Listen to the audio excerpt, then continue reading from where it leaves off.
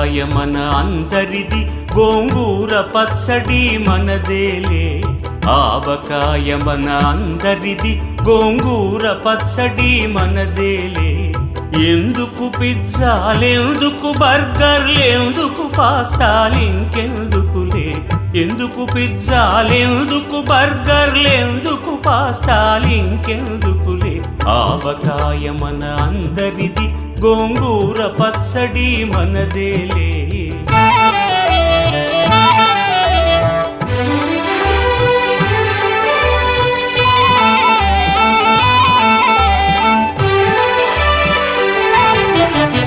ఇడ్డెన్లలోకి కొబ్బరి చట్నీ, పెసరట్టులోకి అల్లమురా.